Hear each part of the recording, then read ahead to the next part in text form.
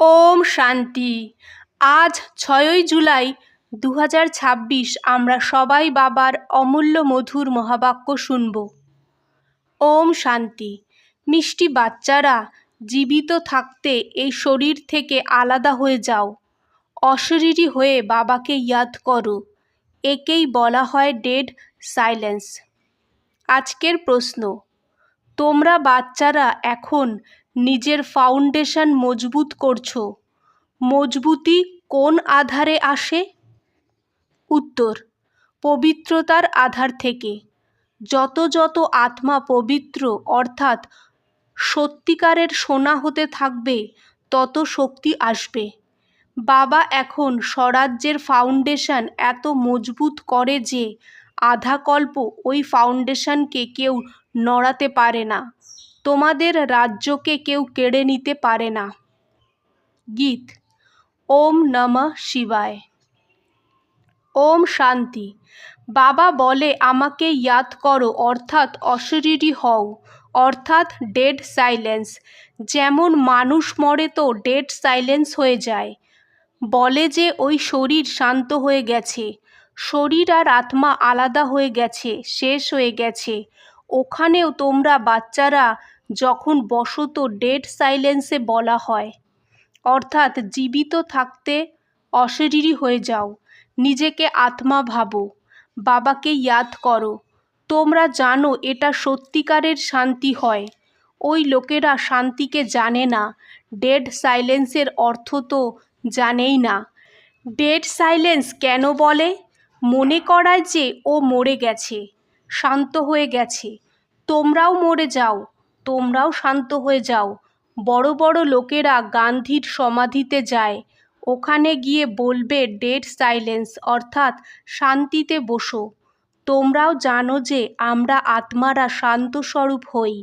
দুনিয়া তো জানেই না, আমরা আমাদের স্বরূপে টিকে যাই।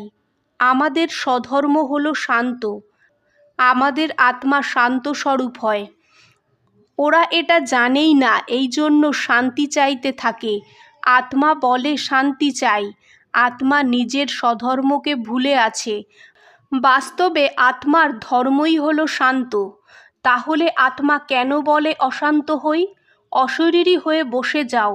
ওরা তো ঝট করে প্রাণায়াম চড়িয়ে দেয়, তো যেন মনে হয় মরে গেছে। একে বলা হয় আর্টিফিশিয়াল শান্তি। তোমরা বাচ্চারা তো জানো আমাদের স্বধর্ম শান্ত হয়। তোমরা আত্মারা স্বরাজ্য নিচ্ছ। আত্মাই সব কিছু হয়। আত্মা ব্যারিস্টার হয়, আত্মা বলে আমার রাজ্য চাই। আগেও রাজ্য নিয়েছিলাম বাবার থেকে, এখন আবার নিতে এসেছি।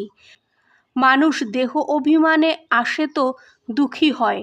এখন তোমরা বোঝো আমরা আত্মাই আমাদের পরমপিতা পরমাত্মার থেকে স্বরাজ্য নিতে এসেছি। তোমাদের আত্মাদের রাজাই চাই। এই সময় আত্মা স্বরাজ্য চায় বেহাদের বাবার থেকে।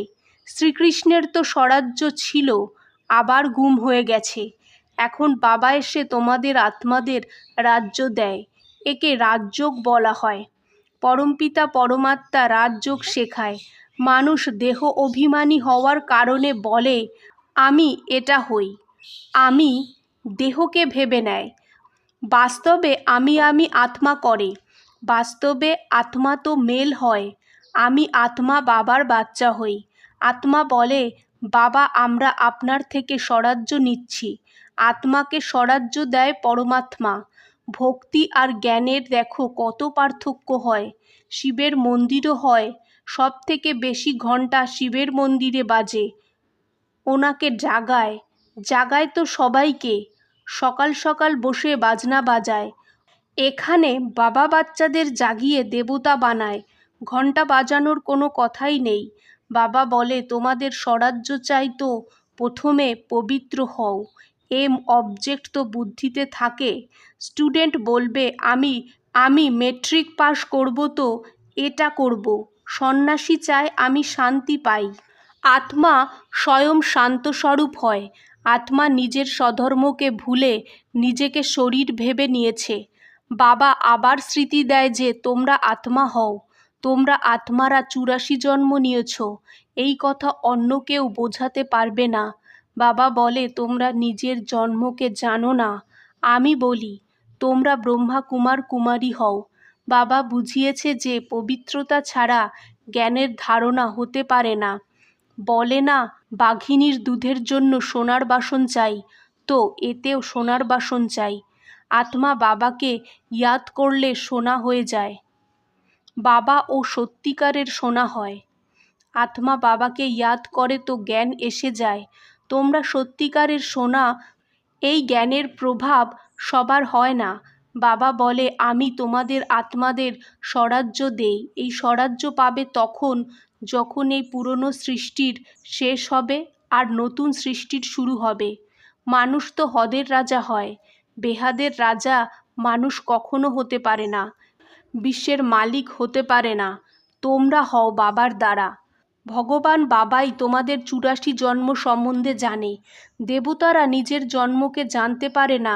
যদি জেনে যায় তো দুঃখী হয়ে যাবে যে আমরা সিঁড়ি নামতে থাকব। রাজাইর সুখ গুম হয়ে যাবে। এখানে তোমরা জানো যে আমরা আত্মা হই, এতে সংশয়ের কথা হয় না। একে অন্যের কাছে শুনে বৃদ্ধি হতে থাকে। এটা দৈবী ধর্মের ঝাড় স্থাপন হচ্ছে। তোমরা বুঝতে পারো যে এ আমাদের ব্রাহ্মণ কুলের হয়। ও পুরো ভক্তি করেছে, তারপর বাবার থেকে বর্ষা নিতে এসেছে। জ্ঞান পুরো হয়, তারপর ভক্তি শুরু হয়। এটা কেউ জানেই না। বাড়িও নতুন পুরনো হয়, তাই না? কাঁচা বাড়ির আয়ু অবশ্যই কম হবে। আজকাল বাড়ি খুব পাকা বানায়। যদি আর্থকুইকও আসে তাও যেন না নড়ে, লোকসান যেন না হয়, অনেক মজবুত বানায়। ফাউন্ডেশন বেশি পাক্কা বানায়। এখন ফাউন্ডেশন পড়ছে স্বরাজ্যের। আত্মা ২১ জন্মের জন্য রাজ্য পায়। এখানকার রাজাই তো কিছুই নয়। আজ রাজাই আছে, কাল কেউ কেড়ে নেবে তো খালাস। ফাউন্ডেশন কারুর নেই। মানুষেরও তো ফাউন্ডেশন নেই। আজ আছে, কাল মরে যায়। এখন তোমাদের ফাউন্ডেশন বাবা পাক্কা করায়, যাতে ২১ জন্ম তোমরা রাজ্যভাগ্য পাও। তোমাদের রাজাইর পাক্কা ফাউন্ডেশন পড়ে। তোমাদের ধরতির কোনো তুফান নাড়াতে পারে না। গীতাতেও বলে বাবা আমাদের স্বরাজ্য দেয়, যাকে কেউ নড়াতে ফেলতে পারে না। এমন বাদশাহী দেয় যাতে একটুও দুঃখের কথা থাকে না। আত্মার কত খুশি হওয়া উচিত? নিশ্চয় তো আছে, তাই না? নিশ্চয় নেই তো ও স্বর্গে চলার যোগ্য না।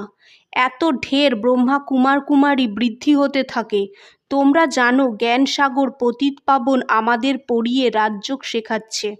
ওরা বলে দেয় শ্রীকৃষ্ণ শিখিয়েছে। এটা কিভাবে বুঝবে?